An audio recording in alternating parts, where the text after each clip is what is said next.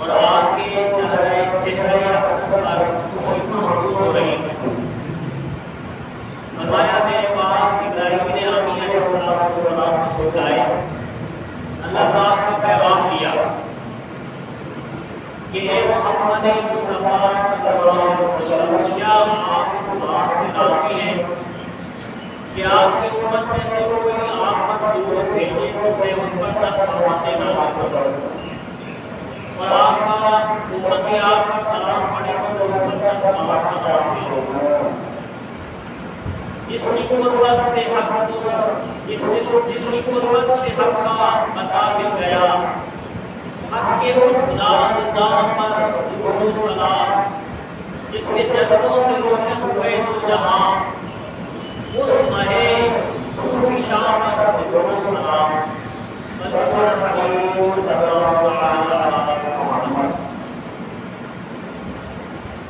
آج انشاءاللہ پارہ سورۃ البقرہ کی آیت نمبر 86 کی تلاوت کرتا ہوں۔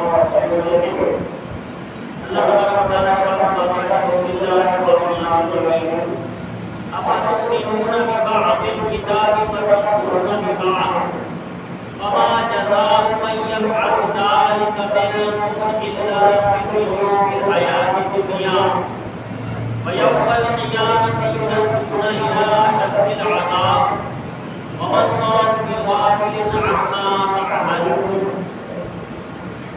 آیت کریمہ کا ترجمہ ہے، تو کیا تم اللہ کے بعض احکامات کو مانتے ہو اور بعض سے انکار کرتے ہو؟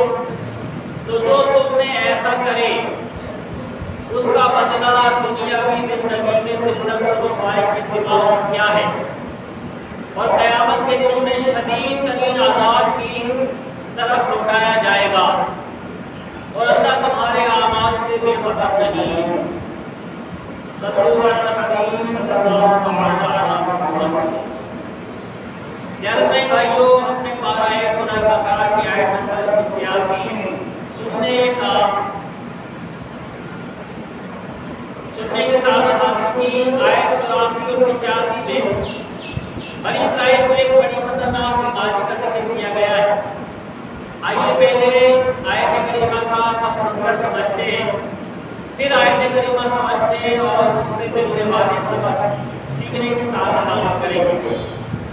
واقعہ یوں ہے کہ تورات شریف میں یہود سے 3 باتوں کا وعدہ دیا گیا تھا، یعنی اسلام سے پہلے جو دین مصطفی موسیٰ علیہ السلام کا دین تھا، اور آپ کی جو کتاب تھی تورات شریف، جیسے قرآن میں اللہ امت مسلمہ کچھ ہدایات، کچھ وعدے، کچھ عہد و پیمان لیے گئے ہیں، اسی طرح یہود سے موسیٰ علیہ السلام کی قوم سے تورات میں ان سے تو وعدے کچھ عہد لیے گئے تھے، تو ان سے 3 وعدے اللہ نے لیے تھے۔ تم آپس میں ایک دوسرے کو قتل نہیں کرو گے، کوئی یہودی دوسرے یہودی کو قتل نہیں کرے گا۔ دوسرا تھا ایک دوسرے کو جلا وطن نہیں کرو گے، یعنی ان کے گھروں سے نہیں نکالو گے، کسی کو اس کے گھر سے نکال کے اس کے گھر پہ قبضہ نہیں کرو گے، یعنی بدر یا جلا وطن جو ہے گھروں سے، ملک سے، علاقوں سے باہر نہیں نکالو گے کسی کو۔ تیسرا وعدہ تھا تم میں کوئی شخص قید ہو جائے یا غلام بنا لیا جائے تو اسے خرید کر آزاد کر دیا کرو گے۔ یہ تینوں حکم یہود کے آپس میں اتفاق اور اتحاد سے متعلق تھے کہ ان میں آپس میں محبت اور اتفاق اور اتحاد قائم رہے، ان میں باہم بھائی چارے کا اظہار تھا، کسی کو قتل نہیں کرنا، کسی سے بے گھر، کسی یعنی گھر سے بے گھر نہیں کرنا، کوئی قیدی ہو تو اسے آزاد کروانا، یہ تینوں حکم اگر مان لیے جاتے تو ایک بہترین ہم آہنگ اور اتحاد اور اتفاقانہ مثال معاشرہ تشکیل پاتا، مگر یہود نے ان تین میں سے دو حکم تو مان لیے، ایک نہیں مانا۔ ہوا یوں کہ اسلام آنے سے پہلے مدینہ شریف میں 4 قبیلے آباد تھے، 2 مشرک تھے، 2 یہودیوں کے تھے۔ یہ ذرا توجہ سے سمجھنے والی بات ہے، تھوڑی سی توجہ فرمائیں گے تو بات صحیح سمجھ میں آ سکے گی۔ مدینہ شریف میں 4 قبیلے تھے، ایک تھا اوس، دوسرا تھا خزرج۔ یہ دونوں مشرک تھے، اوس اور خزرج جو ہے یہ مشرک قبیلے تھے۔ تیسرا تھا بنو قریظہ اور بنو نذیر، یہ دونوں یہودی تھے، یعنی اوس اور خزرج جو ہے یہ مشرک تھے، بتوں وغیرہ کی پوجا کرتے تھے، شرکیاں کرتے تھے، اور بنو قریظہ اور بنو نذیر یہ یہودیوں کے قبیلے کے جو ہے خلاف۔ اب معاملہ یہ ہوا کہ بنو قریظہ نے اوس کے ساتھ دوستی لگا لی، یعنی ایک یہودی قبیلہ بنو قریظہ اور ایک مشرک قبیلہ اوس، ان دونوں میں آپس میں کیا ہو گئی؟ دوستی ہو گئی، دونوں قبائل میں ساتھ میں مرنے پینے کی قسمیں کھا لی۔ اور بنو نذیر نے خزرج کے ساتھ دوستی لگا لی، دوسرا جو یہودی قبیلہ تھا اس نے دوسرے مشرک قبیلے سے دوستی لگا لی۔ اسے تھوڑا ذہن میں نقش کریں، بنو قریظہ اوس کے دوست تھے، بنو نذیر خزرج کے دوست تھے۔ اوس اور خزرج کی آپس میں دشمنی تھی، یہ دونوں مشرک قبیلوں میں اوس اور خزرج میں آپس میں پرانی دشمنی چل رہی تھی، 100 سال تک ان میں آپس میں جنگ چلتی رہی، اتنی سخت دشمنی تھی۔ جب ان کی آپس میں جنگ ہوتی تو بنو قریظہ اوس کی مدد کرنے کے لیے آتے اور بنو نذیر خزرج کی مدد کے لیے پہنچ جاتے، یعنی ایک یہودی قبیلہ ایک مشرک قبیلے کے ساتھ جاتا اور دوسرا جو ہے وہ یعنی دوسرے قبیلے کے ساتھ ہوتا۔ تو ظاہر ہے کہ اب اوس اور خزرج جو ہے یہ آپس میں جنگ کر رہے ہیں، اور بنو قریظہ اور بنو نذیر جو ہے ان دونوں کے یعنی ساتھ انہوں نے دوستی کی بھی نہیں ہے، انہوں نے لڑ رہے ہیں۔ تو ظاہر ہے کہ ایک مشرک قبیلے کے ساتھ ایک یہودی قبیلہ تھا، دوسرے مشرک قبیلے کے ساتھ دوسرا یہودی قبیلہ تھا، یہ دونوں جو ہے مشرک قبیلوں کی وجہ سے یہ یہودی قبیلے بھی آپس میں لڑا کرتے تھے۔ بنو قریظہ اور بنو نذیر جو دونوں ہی یہودی تھے، یہ آپس میں ایک دوسرے کو قتل کرتے تھے، اپنے ہی ہاتھوں سے اپنے ہی بھائیوں کے گھر اجاڑ دیا کرتے تھے۔ جب جنگ ختم ہوتی تو کچھ لوگ بنو قریظہ کے قید ہوتے، کچھ بنو نذیر کے۔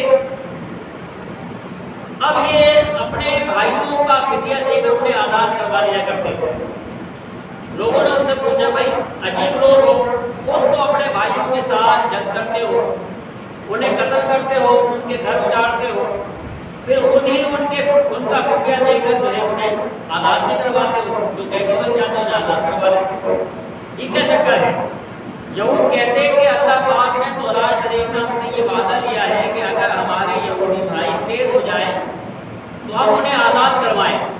پوچھا تورات میں تو یہ بھی وعدہ ہے کہ آپ اپنے ایک دوسرے کو قتل نہیں کرو گے؟ یہود بولے جب تو ہم اپنے دوست اوس اور خزرج کی وجہ سے کرتے ہیں اور قیدیوں کو آزاد کرواتے ہیں تورات پر عمل کرنے کے لیے۔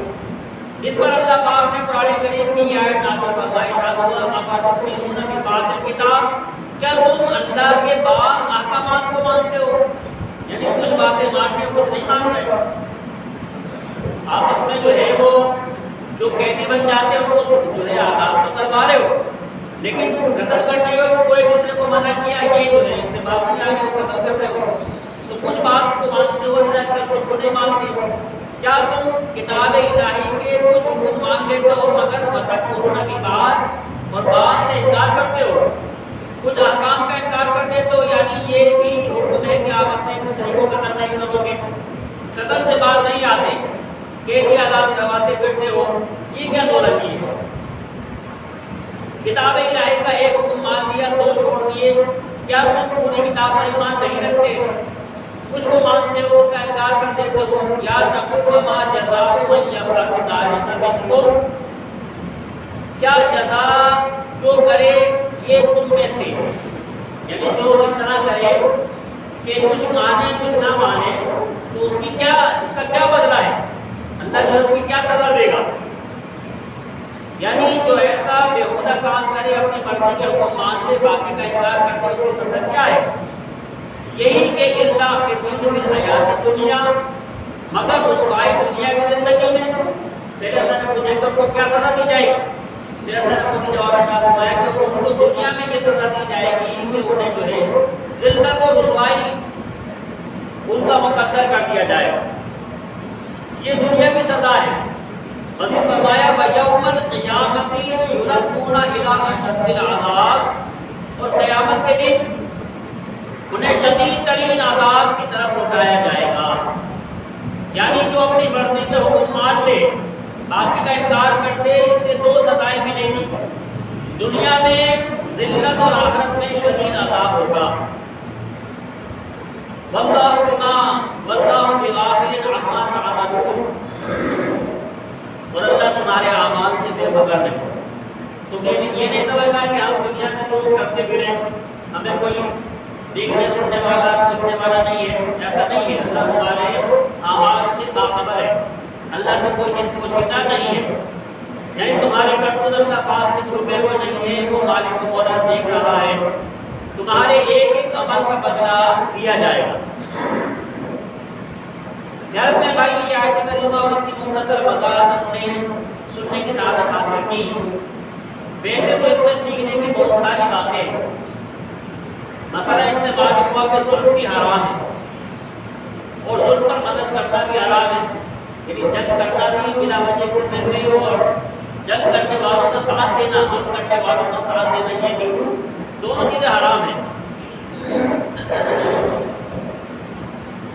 اوس اور خزرج آپس میں لڑتے جنگیں کرتے یہ ان کا ظلم تھا. یہود ان کے مددگار ہوئے، انہوں نے بھی حرام کام کیا. اسی طرح یہ سبق بھی ملا کہ کسی کی طرفداری میں دین کی مخالفت کرنا بہت ہی برا کام ہے. اس سے دنیا میں بھی ذلت ہوتی ہے اور آخرت میں بھی عذاب ہوگا. لہذا کسی کی طرفداری کرتے ہوئے دین کی مخالفت نہیں کرنی چاہیے. ہمارے ہاں اس طرف داری کی بہت ساری مثالیں موجود ہیں. مثلا کسی عزیز نے جھوٹ بولا، رشوت کی، ظلم کیا. ہمارے لوگ جانتے ہوتے ہیں کہ میرا عزیز غلط ہے، مگر چونکہ میرا عزیز ہے، میرا چچا زاد ہے، تایا زاد ہے، چھوٹا بھائی ہے، بڑا بھائی ہے، لہذا اس کی طرف داری کر رہے ہوتے ہیں. اگرچہ وہ غلط ہوتا ہے لیکن اس کی طرف داری کر رہے ہوتے ہیں. اگر خدا نخواستہ ہمارے بولنے کے سبب لڑائی جھگڑے ہو سکتے ہوں، خاندان کے حالات بگڑ سکتے ہوں، تو خاموشی اختیار کرنی چاہیے، نہ کہ ہم جھوٹ اور ظلم کے طرفدار ہو جائیں. اسی طرح مثال کے طور پر دو شخص آپس میں پارٹنر ہیں، مل کر کاروبار چلا رہے ہیں. بعض دفعہ ایک شخص سودی لین دین کر رہا ہوتا ہے، ملاوٹ کر رہا ہوتا ہے، معلوم ہوتا ہے کہ یہ حرام کام ہے، ناجائز ہے، مگر پھر بھی اس کی طرفداری کر رہے ہوتے ہیں کہ ہمارا پارٹنر ہے. کیوں؟ اس میں فائدہ تو اپنا ہی ہے. اگر طرفداری نہیں کریں گے تو کاروبار بکھر جائے گا، لہٰذا طرفداریاں نبھا رہے ہوتے ہیں. اسی طرح کچھ لوگ جھوٹی گواہیاں دیتے ہیں، معلوم ہے کہ جس کے حق میں گواہی دے رہا وہ جھوٹا ہے. ظلم اس نے کیا ہے، پھر بھی بعد کے لالچ میں دوستیاں نبھانے کے لیے جھوٹی گواہیاں کی جا رہی ہوتی ہیں. آپ غور کرتے چلے جائیں، گھر سے لے کر معاشرے تک ایسی بہت ساری مثالیں ہمارے یہاں موجود ہیں. ناحق طرفداری کی جا رہی ہوتی ہے. ہمارے بچے اگر گلی میں لڑائی کر کے آ جائیں، دوسرے بچوں کو پٹائی کر دیں، انہیں ناحق گالیاں نکالیں، گھر شکایت آ جائے تو عمر اپنے بچوں کی طرفداری کی جا رہی ہوتی ہے. یہ بھی غلط بات ہے. ہم کورٹ کچہری میں انصاف تلاش کرتے ہیں اگر گھروں میں موجود نہیں ہے، انصاف ہمارے گھروں میں موجود نہیں ہے. یہ بھی ہمیں نہیں کرنا چاہیے. اس سے بچے بھی بگڑ جاتے ہیں اور وہ بڑے ہو کر خطرناک بن سکتے ہیں۔ لہٰذا انصاف کا ترازو ہمیشہ ہاتھ میں رکھیے۔ یہ بات ہمیں ذہن میں بٹھا لینی چاہیے کہ جس کے لیے آج ہم حق چھوڑ رہے ہیں، جس کی ناحق طرفداری کر رہے ہیں، دین کو پیٹھ پیچھے رکھ رہے ہیں، کل روز قیامت میں یہ شخص ہمیں بھی چھوڑ دے گا۔ لہٰذا ناحق طرفداری سے بچیے۔ اللہ پاک قرآن کریم میں فرماتا ہے وَلَا يَجْرِمَنَّكُمْ شَنَآنُ قَوْمٍ عَلَىٰ أَلَّا تَعْدِلُوا اعْدِلُوا، اور تمہیں کسی قوم کی عداوت اس پر نہ ابھارے کہ تم انصاف نہ کرو بلکہ انصاف کرو۔ خیر اس میں حکمت عملی اپنانی چاہیے۔ ایسا بھی نہ ہو کہ ہم حق کے نام پر فسادات پھیلانا شروع کر دیں، یوں بھی نہ ہو کہ ہم ناحق طرفداریاں شروع کر دیں۔ جہاں محسوس ہو کہ میرا قوم فساد برپا کرے گا، خاموشی سے ایک طرف ہو جائے، ناحق طرفداری نہ کریں۔ اگر معاملے میں آنا ہی پڑے، قواعد دینے ہی پڑ جائے، گھر میں خاندان میں نہ چاہتے ہوئے بولنا ہی پڑے، تو جو حق ہے اس کے ساتھ کھڑے ہو۔ اللہ پاک ہمیں عمل کی توفیق نصیب فرمائے۔ آمین بجائے فاطمہ بنت کریم صلی اللہ علیہ وسلم۔ غرض میں بھائیو، اس آیت کریمہ سے ایک اہم سبق جو ہمیں سیکھنے کو ملا وہ قرآن کریم کا یہی خوبصورت جملہ ہے۔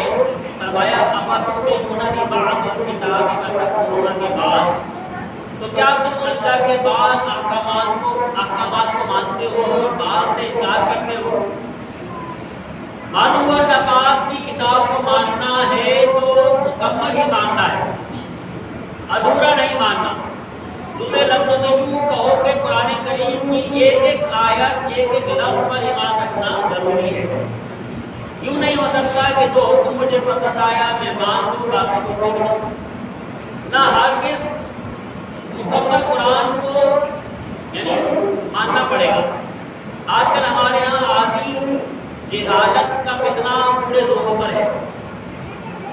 یہ میں درست کہہ رہا ہوں، بندہ پورا ہی جاہل ہو تو سیکھنے کی طرف قائل رہتا ہے، یعنی اگر بالکل ان پڑھ یا کچھ نہیں جانتا دین کے حوالے سے تو وہ سیکھنے کی کوشش کرتا ہے، لیکن جو تھوڑا بہت جان لیتا ہے نا وہ پھر اپنے آپ کو پتہ نہیں کیا سمجھنے لگتا ہے اور دوسروں کو جو ہے ذیل کرنے کی کوشش کرتا ہے۔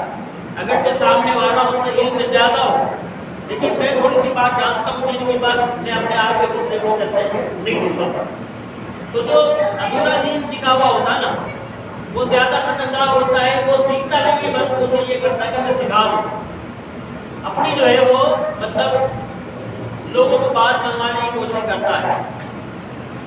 بندہ پورا عالم ہو، اگر درست طریقے سے قرآن و حدیث کو سمجھتا ہو، جس نے باقاعدہ عاشقان رسول علماء سے علم دین سیکھا ہو، وہ خوش نصیب ہے۔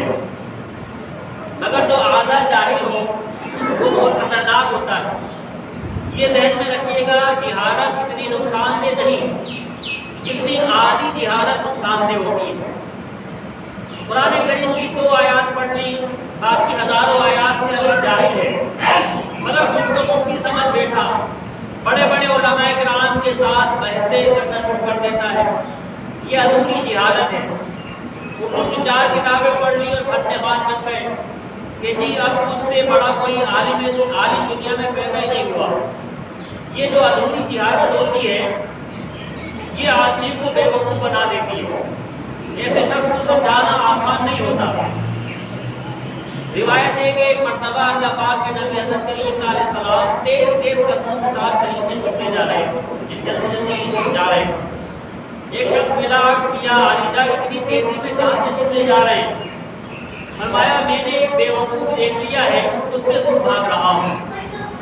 اس شخص نے حیرت سے عرض کیا علیجہ آپ تو وہ شان والے ہیں کہ مردے زندہ کرتے ہیں، تو بے وقوف کیا چیز ہے؟ آپ علیہ السلام نے بڑا خوبصورت جملہ ارشاد فرمایا مردے زندہ کرنا آسان ہے، بے وقوف کو سمجھانا انتہائی مشکل ہے۔ اللہ اکبر، یہ ہے ادھوری جہالت۔ جو آدھا جاہل ہو یعنی جو 4 کتابیں پڑھ کر خود کو بڑا علامہ فہامہ سمجھ بیٹھے وہ بے وقوف ہو جاتا ہے۔ پھر اسے سمجھانا انتہائی مشکل ہو جاتا ہے۔ ایک بد مذہب فرقہ ہے خارجی، یہ فرقہ مسلمانوں کے چوتھے خلیفہ حضرت مولا علی رضی اللہ عنہ کی دور خلافت میں تھا۔ یہ لوگ بھی آگے جاہل تھے، ان کی بے وقوفی کی انتہا دیکھیے، ان بدبختوں نے حضرت مولا علی رضی اللہ عنہ پر کفر کا فتویٰ لگایا معاذ اللہ۔ اللہ پاک کی پناہ جن کو دیکھنا عبادت ہے، مولا علی رضی اللہ عنہ کے بارے میں حدیث کریمہ میں کہ ان کو دیکھنا عبادت، جن کی محبت ایمان کی علامت، جن کا بغض بندے کو منافق بنا دیتا ہے، اس عظیم ہستی قطعی یقینی جنت کے صحابی رضی اللہ عنہ پر کفر کا فتویٰ ان خارجیوں نے معاذ اللہ لگایا۔ لا حول ولا قوت الا باللہ۔ انہوں نے یہ فتویٰ کیوں لگایا تھا؟ اس لیے کہ حضرت مولا علی اور حضرت امیر معاویہ رضی اللہ عنہ کے درمیان کسی دینی مسئلے پر اختلاف ہو گیا۔ حضرت مولا علی اور حضرت امیر معاویہ رضی اللہ عنہ، حضرت امیر معاویہ رضی اللہ عنہ جو ہے شام کے گورنر ہیں، حضرت مولا علی رضی اللہ عنہ جو ہے وہ یعنی پورے اسلامی حکومت کے امیر ہیں۔ تو اب ان میں جو ہے آپس میں کسی مسئلے پر جو آپس میں اختلاف ہو گیا۔ حضرت مولا علی رضی اللہ عنہ ماشاءاللہ بڑے باکمال تھے، آپ نے حکمت عملی اختیار فرمائی اور ایک حکم مقرر کر دیا کہ بھئی ہمارے آپس میں جو اختلافات ہیں تو ایک جو ہے جیسے ہمارے یہاں ہوتا ہے کہ اگر کوئی مطلب سیاسی معاملات میں کوئی جو ہے طبقہ مطلب مثال کے طور پہ ٹیچرز ہیں یا گورنمنٹ جو نیچے درجے کے کم گریڈ کے مطلب ملازم ہیں، ان کو کسی معاملے پر حکومت سے کوئی اختلاف ہو گیا تو وہ کیا کریں گے؟ احتجاج کریں گے کہ بھئی ہماری تنخواہ بڑھاؤ، ہماری تنخواہ 15% کو بڑھا دو، اپنے 100% بڑھا دو، تو ہماری بھی جو ہے 50% کو بڑھاؤ۔ مثال کے طور پہ کوئی بھی جو ہے مطلب ڈسپیوٹ ہوتا ہے، کوئی بھی آپس میں اختلاف ہوتا ہے اور جو ہے معاملہ جو ہے وہ جھگڑے تک جاتا ہے، تو اب کیا کرتی ہے گورنمنٹ کے بھائی ایک کمیشن بنا دیتی ہے کہ وہ جو ہے ان کی رائے لے گی، ہمارے ہم سے بھی مشورہ کریں گے، ان کے معاملات کو طے کریں گے۔ تو اسی طریقے سے حضرت مولا علی رضی اللہ عنہ نے ایک حکم بنا دیا، ایک صحابی رسول صلی اللہ علیہ وسلم کو جو ہے کیا کیا؟ فیصلہ کرنے والا بنا دیا۔ حکم مطلب فیصلہ کرنے والا۔ اب جو ہے جب انہوں نے حکم مقرر کیا کہ بھئی ان سے بھی مشورہ کرو، ہم سے بھی مشورہ کرو، جو آپس کے اختلاف ہے ان کو بیٹھ کے تیسرا فرد جو ہے وہ مسئلے کو حل کرے، صلح کروائے، اس کو عربی میں کہتے ہیں حکم۔ تو آپ نے جو حکم مقرر کیا حضرت امیر معاویہ رضی اللہ عنہ اپنے درمیان، اس حکم نے دونوں کی صلح کروا دی۔ اب یہ جو خارجی لوگ تھے یہ معاذ اللہ جنگ چاہتے تھے، لیکن مولا علی رضی اللہ عنہ تو صلح کر لی، یعنی وہ تو چاہتے ہی تھا کہ آپس میں اختلاف ہو جائے، جنگ ہو جائے۔ تو جب انہوں نے ایک حکم مقرر کیا، ایک جو ہے مشورہ ایک مشیر اتنا مقرر کر دیا، اس نے دونوں کی بات سن کے اور دونوں کے معاملات کو بیچ میں حل پیش کر دیا کہ یہ حل ہے، دونوں میں صلح ہو گئی۔ تو اب یہ تو جنگ کرنا چاہتے تھے، خارجی قبیلے کے لوگ تھے، یعنی خارجی جو لوگ تھے، انہوں نے جب یہ دیکھا کہ بھئی آپس میں صلح ہو گئی تو انہوں نے کہا کہ مولا علی رضی اللہ عنہ جو ہے معاذ اللہ کافر ہو گئے، آپ نے کفر کر دیا۔ چنانچہ انہوں نے اس صلح پر کفر کا فتویٰ لگایا، کہنے لگے قرآن کریم میں ہے ان الحکم الا للہ، حکم تو صرف اللہ ہے، یعنی حکم تو صرف اللہ ہے، فیصلہ کرنے والی ذات تو صرف اللہ کی ہے۔ تو مولا علی رضی اللہ عنہ نے جو بیچ میں کسی بندے کو کسی انسان کو حکم کیسے مقرر کیا؟ تو انہوں نے شرک کر دیا، جیسے ہمارے آج کل ہوتا ہے نا، کچھ جانتے ہوتے ہیں کہ بس ذرا سے معاملہ ہوا اور کسی لوگ ہے یہ فلاں ہے اور یہ فلاں ہے، تو اس زمانے میں بھی لوگ تھے، انہوں نے مولا علی رضی اللہ عنہ پہ شرک کا فتویٰ لگا دیا۔ تو جواب کیا ہے؟ ہم پہ اگر کوئی شرک کا فتویٰ لگا دے اپنی جہالت کی بنا پر، تو وہ اس کی جہالت ہے، وہ قرآن کو سمجھتا نہیں، حدیث کو سمجھتا نہیں۔ تو اسی طریقے سے مولا علی رضی اللہ عنہ پہ جو ہے اس نے ان لوگوں نے خارجیوں نے کیا کیا؟ قرآن کی دلیل دے کر ان الحکم الا للہ، حکم جو ہے فیصلہ کرنے والی ذات تو صرف اللہ کی ہے، تو مولا علی رضی اللہ عنہ نے کسی انسان کو کسی بندے کو حکم فیصلہ کرنے والا کیسے مقرر کیا؟ اللہ اکبر، جہالتوں کی انتہا دیکھیے۔ خدا جب عقل لیتا ہے جہالت آ ہی جاتی ہے۔ خیر، مولا علی رضی اللہ عنہ نے یہاں بھی حکمت عملی اپنائی، حضرت عبداللہ ابن عباس رضی اللہ عنہ، جو حضرت عباس ان کے جو ہے مولا علی رضی اللہ عنہ بھائی ہیں بلکہ چچا ہے، حضرت عباس رضی اللہ عنہ حضور صلی اللہ علیہ وسلم کے بھی چچا ہے اور مولا علی رضی اللہ عنہ کے چچا ہے، تو ان کے بیٹے حضرت عبداللہ کی یہ بھی صحابی ہیں۔ حضرت عبداللہ ابن عباس رضی اللہ عنہ کو جو ہے آپ نے اس مسئلے کو حل کرنے کے لیے مقرر فرمایا، جو ان سے بات کرنے کے لیے خاتون سے گئے۔ قرآن کریم کے بہت ہی ماہر تھے، اللہ تبارک و تعالیٰ کے محبوب صلی اللہ علیہ وسلم کے ترجمان قرآن، یعنی قرآن جاننے والے، قرآن کا علم رکھنے والے کا لقب ارشاد فرمایا تھا۔ انہوں نے خارجیوں کے یعنی انہیں خارجیوں کے پاس بھیجا اور فرمایا انہیں ذرا جا کر سمجھاؤ۔ حضرت عبداللہ ابن عباس رضی اللہ عنہ تشریف لے گئے اور ان کی بات سنی تو فرمایا کیا تمہیں قرآن کی صرف ایک ہی آیت آتی ہے؟ کیا تم نے سورہ مائدہ کی آیت نمبر 95 نہیں پڑھی؟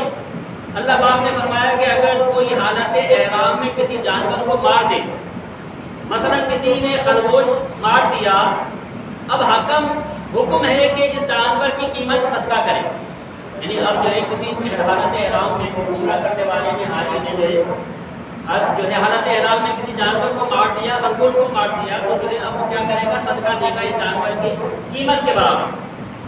اللہ پاک نے فرمایا یحکم بہ ذوی عدل منکم، تم میں سے دو معتبر آدمی فیصلہ کریں گے، یعنی قیمت کا تعین دے جانور کی، جو ماہر ہے، جو جانوروں کی قیمت کے بارے میں جانتا ہے، جانور پالتا ہے، وہ طے کرے گا کہ بھئی اس خرگوش کی قیمت کتنی ہونی چاہیے، مارکیٹ میں آج کل یہ ویلیو چل رہی ہے، یہ قیمت چل رہی ہے، تو اتنا صدقہ وہ دے دے گا۔ تو اب فیصلہ جو ہے حکم یعنی کوئی بندے کو مقرر کیا نا اللہ نے اس قرآن کی آیت میں، فرمایا کہ یحکم یعنی فیصلہ کرے، حکم بنے، بہ ذوی عدل منکم، تم میں سے دو معتبر آدمی فیصلہ کریں، دو معتبر آدمی اس مسئلے میں کیا کریں؟ حکم بنے، فیصلہ کریں۔ تو اللہ نے یہاں پہ حکم انسان کو بنایا نہیں۔ حضرت عبداللہ ابن عباس رضی اللہ عنہ نے جو ہے یہ آیت پیش فرمائی کہ بھائی اللہ نے تو قرآن میں یہ حکم دیا ہے کہ بھائی حکم بن سکتا ہے، انسان فیصلہ کر سکتا ہے دوسروں کے معاملات میں۔ تو حضرت عبداللہ ابن عباس رضی اللہ عنہ نے یہ آیت پڑھ کر فرمایا کیا کہتے ہو؟ خرگوش جو 1 درہم کے 4 مل سکتے ہیں، یعنی اس زمانے میں خرگوش جو ہے 1 درہم کے 4 مل سکتے ہیں، ان کی اہمیت زیادہ ہے یا انسانوں کی؟ یعنی خرگوش اگر قتل ہو جائے، مار دیا جائے، تو اس کی یہ اہمیت ہے کہ بھائی اس کے لیے کوئی فیصلہ کرنے والا مقرر کرے کہ بھائی یہ فیصلہ کرے کہ بھائی اتنی قیمت دو، تاکہ کوئی آئندہ کسی خرگوش کو نہ مارے، نہ کسی جانور کو مطلب نہ مارے، حالت علامت۔ تو اب جو ہے یہ خرگوش کی اہمیت زیادہ ہے یا انسان کو جنگ میں اتنے سارے قتل ہوتے ہیں، ایک انسان کی قیمت؟ تو یہاں تو کئی لوگ جو ہیں قتل ہو جاتے ہیں، مسلمان صحابہ کی آپس میں جنگ کرتے تو شہید ہو جاتے ہیں، تو مسلمانوں کی انسان کی قیمت زیادہ ہے یا خرگوش کی قیمت زیادہ ہے؟ تو اللہ جب خرگوش کے معاملے میں جو ہے وہ حکم کی متعین فرما رہا ہے، تو انسانوں کے معاملے میں حضرت علی رضی اللہ عنہ جو حکم بنا دیا، تو یہ کیا مطلب شرک ہو گیا؟ یہ اس میں کیا غلطی ہو گئی؟ جب اللہ پاک نے خرگوش کی قیمت طے کرنے کے لیے 2 لوگوں کو فیصلہ کرنے والا مقرر فرمایا، تو مولا علی رضی اللہ عنہ نے اگر انسانوں بلکہ صحابہ کے درمیان جنگ روکنے کے لیے کسی کو حکم مان لیا تو یہ کفر کیسے ہو سکتا ہے؟ اسی طرح حضرت ابن عباس رضی اللہ عنہ نے انہیں مزید بھی آیات پڑھ کر سنائی، مگر کوئی بے وقوفوں کو سمجھانا بھی تو عام نہیں ہوتا، یعنی آسان نہیں ہوتا، ان وقتوں کی سمجھ میں نہ آیا کہ مولا علی رضی اللہ عنہ جو ہے ان کو سزا دی، انہیں قتل کروایا۔ تو یہ مطلب ادھورا علم جو ہے انسان کو فساد پر میں مبتلا کر دیتا ہے، لہٰذا کوشش کی جائے کہ اگر کوئی ہمیں سمجھا رہا ہو، اگر ہم پوری کو جانتے ہیں دین کی بات، تو بلا وجہ بحث و مباحثہ نہ کریں، بلکہ ضرور سے رہنے کی کوشش کریں۔ اللہ سے دعا ہے کہ ہمیں اس دین پر عمل کرنے کی توفیق عطا فرمائے۔